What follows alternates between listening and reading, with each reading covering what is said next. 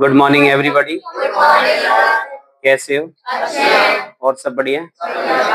चलिए तो अपन पढ़ते हैं कंडीशनल सेंटेंस। क्या पढ़ेंगे बताओ? क्या पढ़ेंगे बोलो? तो कंडीशनल सेंटेंस कैसे आएगा, किस तरीके से पूछा जाता है, ये हम सब चीज देखते हैं। आप सब लोग व्हाइट बोर्ड पर देखिएगा। तो आज हम पढ़ रहे हैं कंडीशनल सेंटेंस। बोलो क्या पढ़ रहे हैं? Locate the white board. Conditional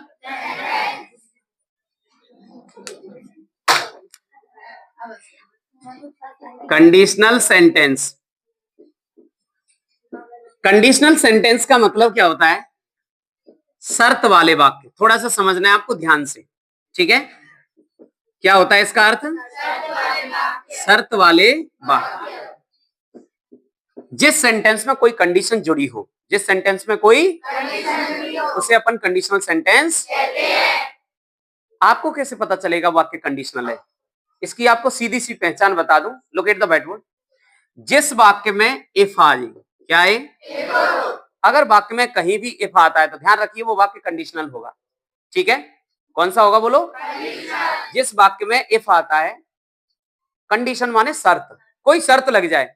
अगर मैं प्रधानमंत्री होता तो तुमको गृह मंत्री बनाता, तो ये शर्त ही तो हो गई। मैं सरपंच होता तो तुम्हारा काम पहले होता। तुम यदि समय पर पहुंचते तो ट्रेन आपके हाथ आती। ये कंडीशन ही तो हो गई। मतलब कोई शर्त लग जाए किसी भी काम में तो वो कंडीशनल सेंटेंस होता है। बिल्कुल हमलाइज होके पढ़िए, डोंट वरी। इधर देखिए, कंडीशनल सेंटेंस का मतलब शर्त वाले वाक्य, जिस वाक्य में कोई कंडीशन जुड़ी हो। एग्जाम के हिसाब से समझ लो। हमको इंग्लिश के सेंटेंस में कैसे पता चलेगा? उस वाक्य में इफ आएगा। क्या आएगा? अब कंडीशन तीन तरह की होती है। बोलो कंडीशन कितनी होती है?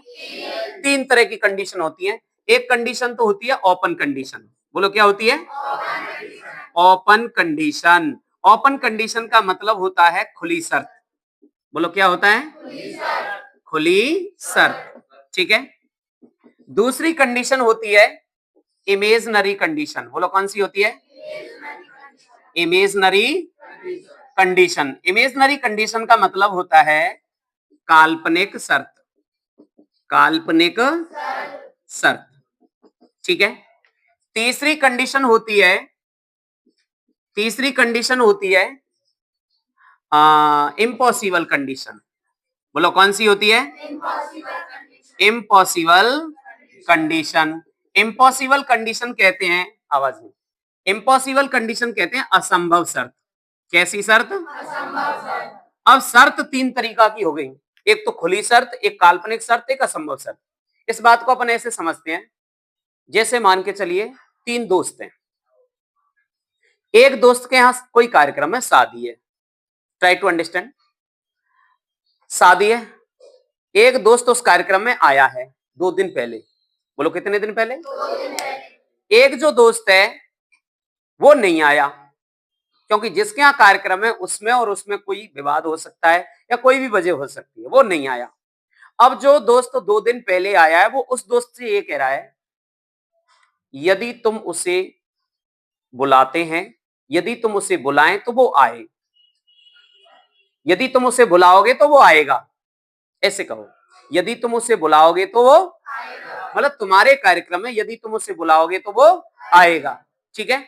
तो ये हो गई खुली शर्त, क्योंकि कार्यक्रम के अभी 2 दिन है। बोलो कितना टाइम है? 2 दिन है, वो आपके कार्यक्रम में आ सकता है। खुली शर्त है, ओपन कंडीशन है। अब वो दिन निकल गया, दूसरा दिन निकल गया, आज का ही कार्यक्रम हो, सुबह की बात हो। अब जो दोस्त 2 दिन पहले आया था वो अब उससे कह रहा है, किससे? जिसके यहाँ कार्यक्रम है, कि यदि तुम उसे बुलाएं तो वो आए, यदि तुम उसे बुलाएं तो वो आए। संभावना मतलब केवल 20% बचती आने की काल्पनिक शर्त में। अब आज का ही कार्यक्रम है, हालांकि बुलाना भी उसके लिए ऐसा नहीं लग रहा, केवल काल्पनिक मात्र है, कार्यक्रम शुरू हो चुका है। तो काल्पनिक शर्त में मतलब संभावना रहती है थोड़ी बहुत कि यदि वो काम हो सकता है। तो आज का कार्यक्रम है, वो कह रहा है यदि तुम उसे बुलाएं तो वो आए। कल क्या कह रहा था? यदि तुम उसे बुलाओगे तो वो आएगा। मतलब खुली शर्त थी, 2 दिन का समय था, आराम से आ सकता था। आज कार्यक्रम है, यदि तुम उसे बुलाएं तो वो आए, मतलब संभावना कितनी है, थोड़ी है। लेकिन कार्यक्रम आज खत्म हो गया। कार्यक्रम के 2 दिन बाद फिर वो आपस में बात कर रहे हैं। वो कह रहा है यदि तुम उसे बुलाते तो वो आता। अब बताओ वो आ सकता है क्या? क्यों नहीं आ सकता? कार्यक्रम खत्म हो चुका। नहीं समझे बात को? अरे आपको कहीं जाना है, आप बस पकड़ना चाहते हो और बस है 9 बजे की, बात समझिए, और आप वहां जाना चाह रहे हो। यदि तुम 8 बजे कोई कह रहा है या शाम को कोई कह रहा है आपसे कि यदि तुम सुबह जल्दी जाओगे तो बस पकड़ लोगे। फिर 9 बजने में 15 मिनट बकाया है, या आधा घंटा बकाया है। आपसे कहा जा रहा है यदि तुम जाएं तो बस पकड़ में आए, और 12 बजे बात हो रही है यदि तुम जाते तो बस पकड़ में आती। तो 3 तरह की कंडीशन, एक तो खुली शर्त, एक काल्पनिक शर्त और एक असंभव शर्त। बोलो समझ में आई?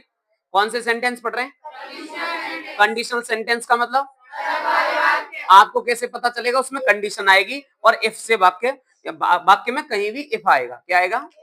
Very good. अब 3 तरह की कंडीशन हो गई। एग्जाम में हमारे लिए 3 तरीके के ही वाक्य आएंगे।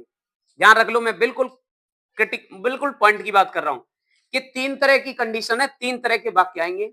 3 तरह के वाक्यों की खाली जगह आपको भरनी है। इसको कहेंगे हम फर्स्ट, इसको कहेंगे हम सेकंड और इसको कहेंगे थर्ड। बोलो कंडीशन कितनी है? अब वाक्य कैसे आएगा वो सुन लीजिए।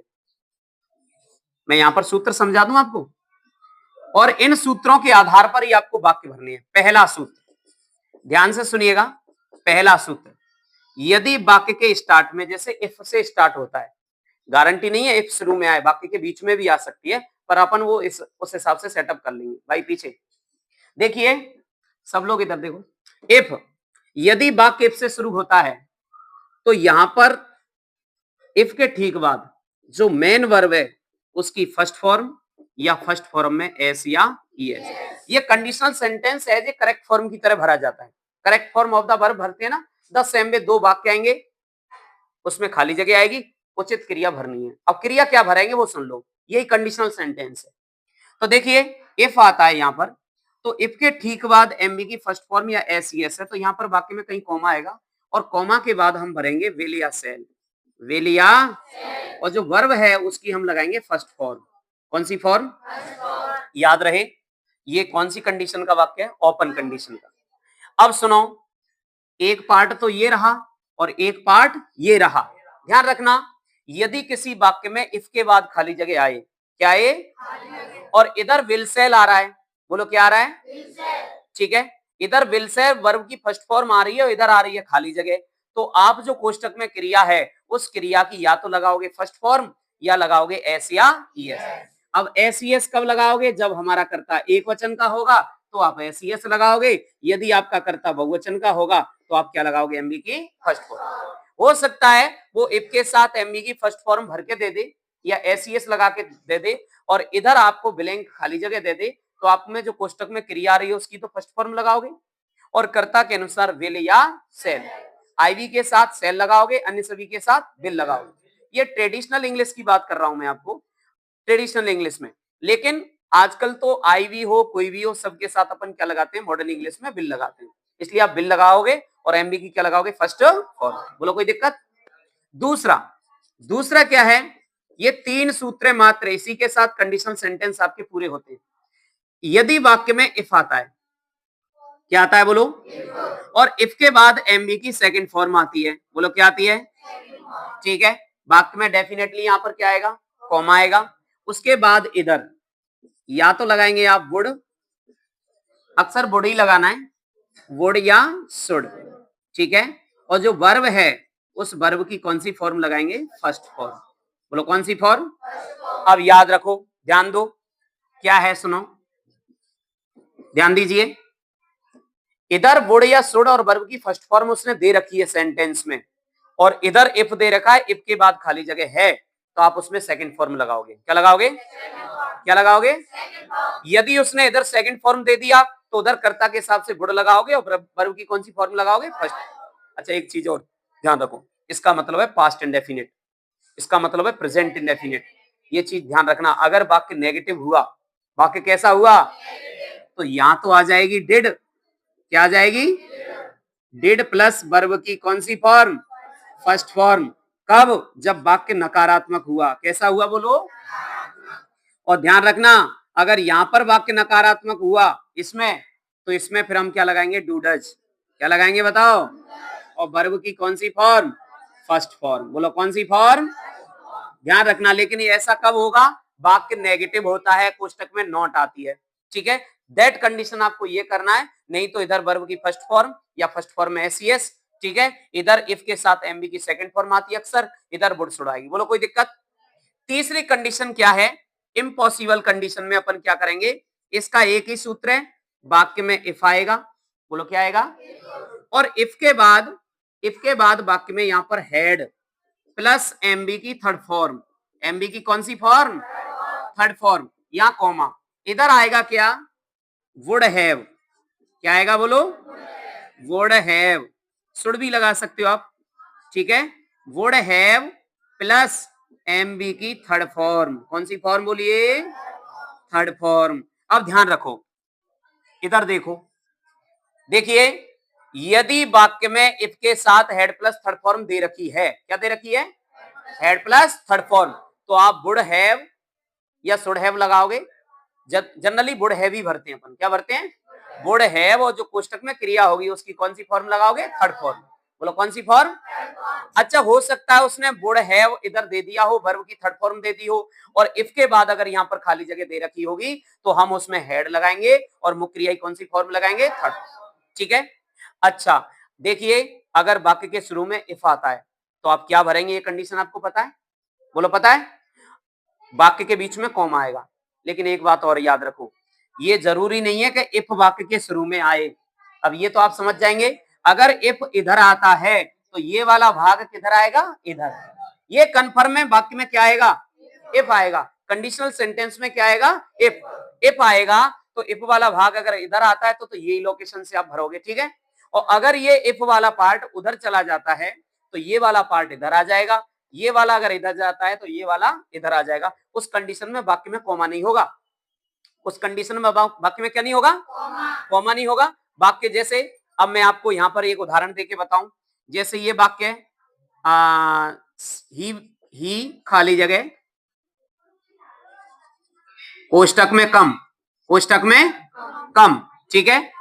और इफ यू कॉल हिम।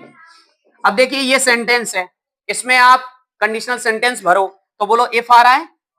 बोलो इफ आ रहा है।